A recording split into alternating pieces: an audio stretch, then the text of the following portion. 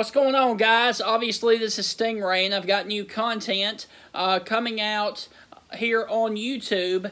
And I'm trying to work up a deal with a website called warblogle.com in hopes that I can start doing a featured video, one or two, on their website every single week. Talking about college football, and especially when we get into the bowl games, because warblogle.com, I'm not sure if you're familiar with it or not, but they are trying to branch out and do more of a national perspective of college football, and they've asked me to do a couple of videos. So hopefully, cross your fingers that that will be worked out here in the next few weeks. But I thought I'd do first off, do a video, a two-part video, I should say, and basically what we're going to talk about today is going to be the SEC East and, of course, the SEC West. And I figured since, we're obviously in the West, I'm here in Tuscaloosa, I would start with the West and talk about all 7 teams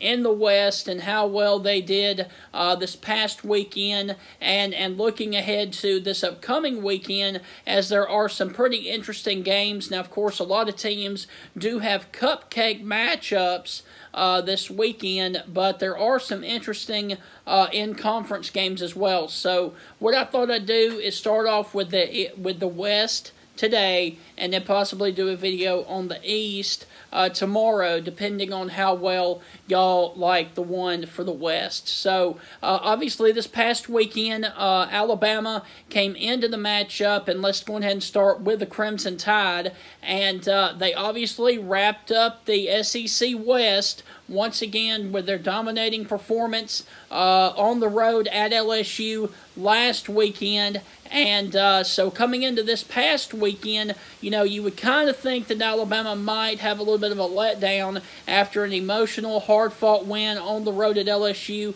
and it was exactly that, a letdown, so to speak. Now, of course, Alabama did not look like the Alabama we are expected and used to seeing on offense, but their defense is every bit as good as Tua is. Now, let's start on the offensive side of the ball for a second, and Alabama broke their streak this past weekend of 500 yards in consecutive games. They had a streak going of 9 straight games where they had over 500 yards of offense, and that was broke this past weekend as they ended the game with only 305 total yards, and that would be cause for concern, but their defense only allowed Mississippi State to have 163 yards of offense. Now, their defense was lights out, sacking Nick Fitzgerald 5 times in that game,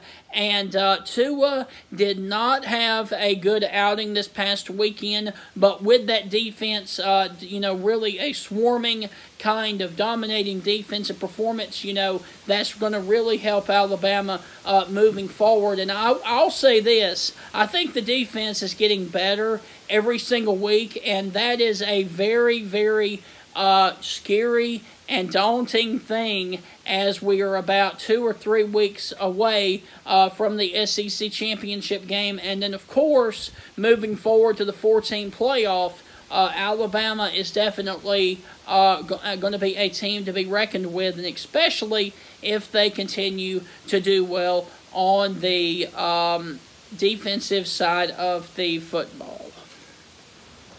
Hey, I wanted to apologize for that quick little pause there, as somebody had tried to call me and I had to ignore the call. But anyway, I wanted to get back to Alabama just for a second. Their defense looked outstanding this past Saturday against Mississippi State, and they are only going to get better, like I was saying before, and that is a scary thought.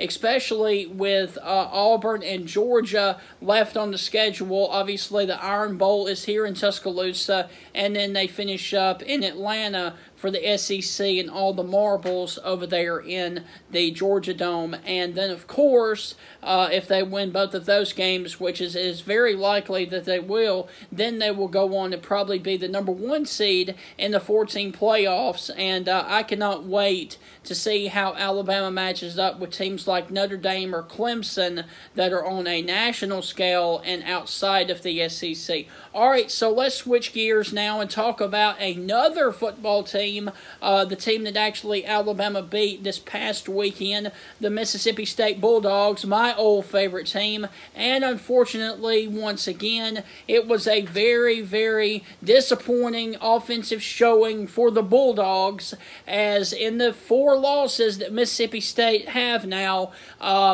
Mississippi State has scored less and less points as the season has gone on. Now, obviously, in the loss to Kentucky at the first of the year, they scored 7 points in that loss. Then the next week against Florida, when Dan Mullen made his return to Starkville, they scored only 6 points against the Gators. Then, of course, the trip down to LSU, they scored a mighty big 3 points. And then, of course, this past week against Alabama, they scored 0 points. And I will have to say this about Mississippi State. It always seems like the Bulldogs are missing a piece of something.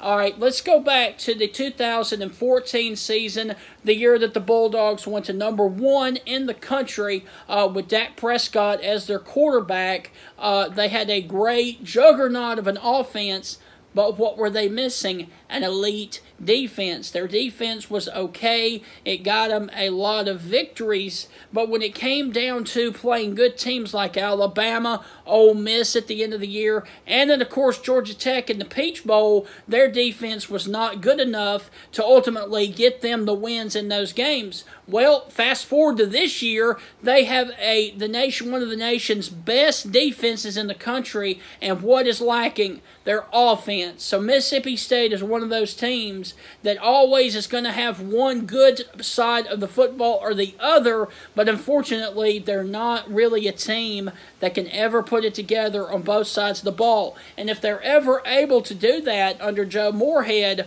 watch out, because they can be a very dangerous football team. But getting back to the game this past weekend, the defense played outstanding. They knocked around Tua all game. They sacked him 4 times, and they really held Alabama to their lowest offensive yards per game this season, like I said before, at 305 total yards, but their offense couldn't do anything, and especially Nick Fitzgerald, he was 11 of 20 passing the football, and I do apologize for the jump again, but people have got to quit calling me while I'm doing this video. But real quick, what we were talking about before was Nick Fitzgerald's passing ability against Alabama, and Nick Fitzgerald ended Saturday with 11 of 20 for 125 yards, and rushing the ball,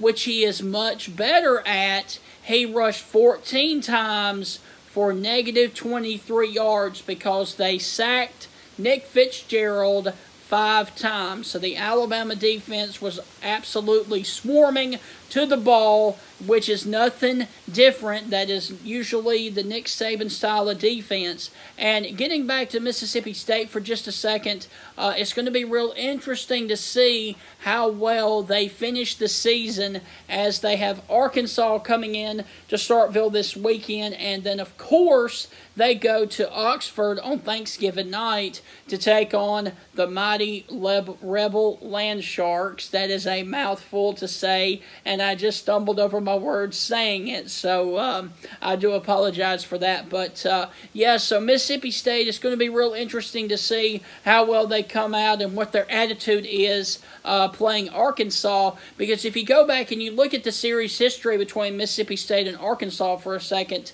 this is one of the closest series and some of the closest games in the SEC over the span that those two teams have been playing in the SEC. So should be a fun time. over in Starkville this weekend. All right, so we've talked about Mississippi State. We talked about Alabama. Now let's go to another team in the state of Alabama, and one that is just continuing to go in the wrong direction, and that is Gus Malzahn's Auburn Tigers. And like I said, it was a woeful performance on both sides of the football against the Georgia Bulldogs this past weekend. Now, we will focus on Georgia tomorrow when we do the East video, but Auburn against Georgia could do nothing right. Their running game started off real sluggish, came on at the end, but it wasn't enough to get them the victory over in Athens.